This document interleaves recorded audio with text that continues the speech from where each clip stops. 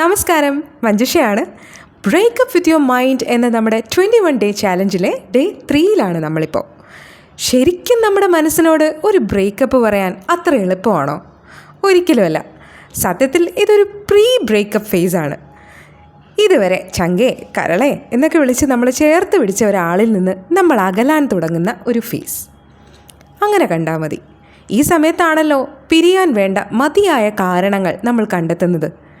കൂടെയുള്ളയാൾ നമ്മളെ വളർത്തുകയാണോ തളർത്തുകയാണോ ചെയ്യുന്നത് എന്ന് തിരിച്ചറിയാൻ ശ്രമിക്കുന്നത്. ഈ പറഞ്ഞത് ഒരു വ്യക്തിയുടെ കാര്യത്തിലായിരുന്നെങ്കിൽ നമുക്കതിന് മതിയായ തെളിവുകൾ അക്കമിട്ട് നിരത്താൻ സാധിക്കും.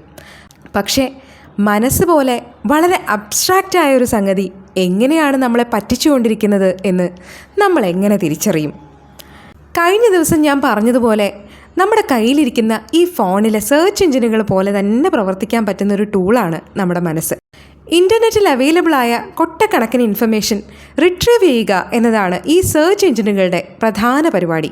അതുപോലെ തന്നെ മനസ്സും നമ്മുടെ ഓർമ്മകളും അനുഭവങ്ങളും അറിവുകളും ഇഷ്ടങ്ങളുമെല്ലാം ഓൾറെഡി സ്റ്റോർ ചെയ്ത് വച്ചിരിക്കുന്ന ഒരു സെർച്ച് എഞ്ചിനാണ്. മനസ്സെന്ന ഈ പവർഫുൾ ടൂളിൻ്റെ ഒരു വലിയ ലിമിറ്റേഷൻ എന്താണെന്നറിയോ? അതിന് നമ്മുടെ പാസ്റ്റ് എക്സ്പീരിയൻസസിനെ അടിസ്ഥാനമാക്കി മാത്രമേ നമ്മളോട് സംസാരിക്കാൻ പറ്റൂ. അനുഭവങ്ങൾ, ഓർമ്മകൾ, അറിവുകൾ ഇതൊക്കെ തന്നെയാണ് നമ്മുടെ ചിന്തകളെയും കാഴ്ചപ്പാടുകളെയും സ്വഭാവത്തെയും എല്ലാം ഷേപ്പ് ചെയ്യുന്നത്. ഇതിൻ്റെ അടിസ്ഥാനത്തിലാണ് ഒരു വ്യക്തി എന്ന നിലയിൽ നമ്മൾ നമ്മുടെ ചുറ്റുപാടുകളോട് പ്രതികരിക്കുന്നത്. ചുരുക്കി പറഞ്ഞാൽ, ആദ്യമായിട്ട് പല്ല് തേച്ച ബ്രഷ് മുതൽ മാവിലെറിഞ്ഞ കല്ല് വരെ സൂക്ഷിച്ചു വെച്ചിരിക്കുന്ന ഹൃദയകുമാരിയുടെ ആ പെട്ടിയില്ലേ, അതുപോലെയാണ് നമ്മുടെ മനസ്സും. നമ്മുടെ ജീവിതത്തിൽ സംഭവിച്ച നല്ലതും ചീത്തയുമായ എല്ലാം ഇത് റെക്കോർഡ് ചെയ്ത് വെച്ചിട്ടുണ്ട്. പോരാഞ്ഞിട്ട് ഇടയ്ക്കിടയ്ക്ക് നമ്മുടെ ചിന്തകളുടെ രൂപത്തിൽ ഇതെല്ലാം നമ്മളെ ഓർമ്മിപ്പിക്കുന്നുമുണ്ട്.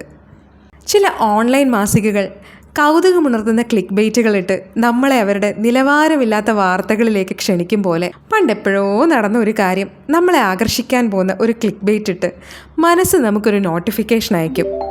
എന്നാലും അന്നവർ നിന്നോട് ഇങ്ങനെ പറഞ്ഞില്ലേ? ഓർമ്മയുണ്ടോ അന്ന് അയാൾ നിന്നെ കളിയാക്കിയത്? വലിയ കൂട്ടുകാരാന്നൊക്കെ പറഞ്ഞു നടന്നിട്ടിപ്പോൾ എന്തായി? നിന്നെക്കൊണ്ട് ഇത്ര പോലും പറ്റുന്നില്ലല്ലോ. നീ അങ്ങനെ പറയണ്ടായിരുന്നു. നിന്നെക്കുറിച്ച് അവരെന്ത് വിചാരിച്ചു കാണും? ഇങ്ങനെ ഒന്നല്ല 10,000 നോട്ടിഫിക്കേഷൻ. ഇത് ഓരോന്നും പഴയ ഒരു ഓർമ്മയിലേക്ക്, പ്രത്യേകിച്ചും നമ്മൾ മറക്കാൻ ശ്രമിക്കുന്ന ഒരു ഓർമ്മയിലേക്ക് തിരിച്ചു പോവാൻ, അവിടെ തന്നെ അങ്ങനെ കുരുങ്ങിക്കിടക്കാൻ നമ്മുടെ മനസ്സ് നമുക്ക് അയക്കുന്ന ഇൻവിറ്റേഷൻസാണ്. നമ്മളിങ്ങനെ എപ്പോഴും പാസ്റ്റിൽ തന്നെ കിടന്ന് വട്ടം കറങ്ങണം. അതാണ് മനസ്സിനിഷ്ടം. ഇഷ്ടം എന്നല്ല, മനസ്സിൻ്റെ സ്കോപ്പ് അത്രയും ലിമിറ്റഡാണ്. ഇതുവരെയുള്ള ജീവിതത്തിൽ നിന്ന് നമ്മൾ കൊടുത്ത ഇൻപുട്സ് മാത്രമേ അതിൻ്റെ കയ്യിലുള്ളൂ. പുതിയൊരു കാര്യം, ഒരു മാറ്റം, അത് ഫ്രഷായി റെക്കോർഡ് ചെയ്യാൻ, അതിനനുസരിച്ച് നമ്മുടെ ഡാറ്റ അപ്ഡേറ്റ് ചെയ്യാൻ, മോഡിഫൈ ചെയ്യാൻ നിലവിലുള്ള ഈ ഹിസ്റ്ററി നമുക്ക് ഇറേസ് ചെയ്ത് കളഞ്ഞേ പറ്റൂ. അതിന് കുറച്ചുകൂടി അഡ്വാൻസ്ഡ് സെറ്റിങ്സിലേക്ക് നമുക്ക് പോകേണ്ടി വരും.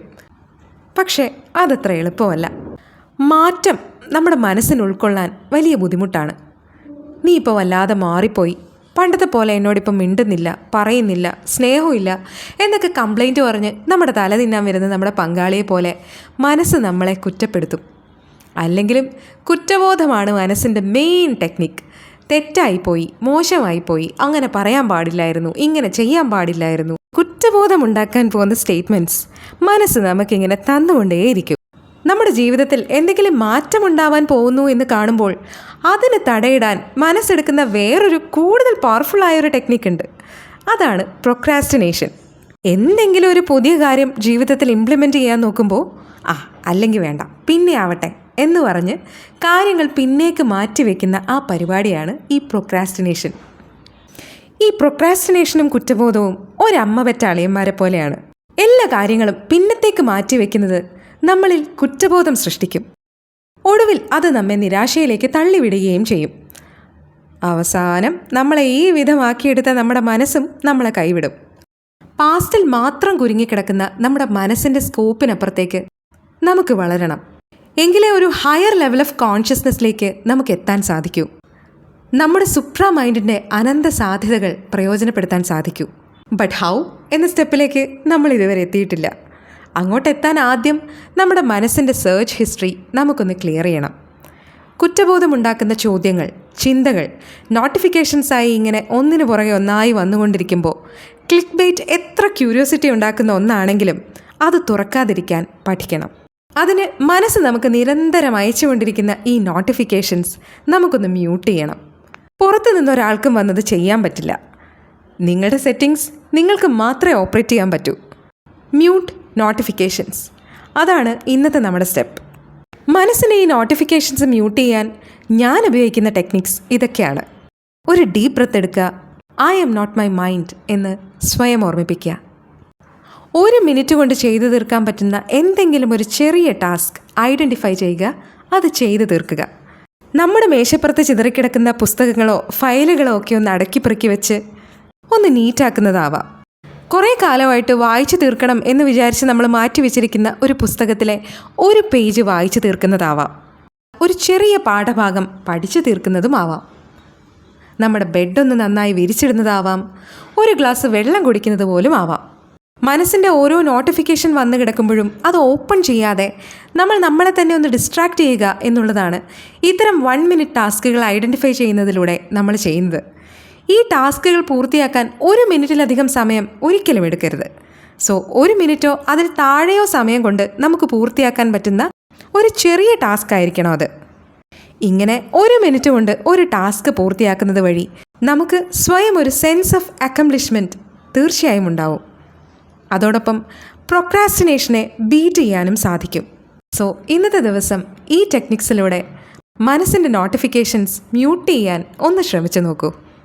ഡിയർ സിന്ദഗി മൂവിയിൽ ഷാരൂഖ് ഖാൻ്റെ കഥാപാത്രം പറയുന്നത് പോലെ, don't let your past blackmail your present to ruin your beautiful future.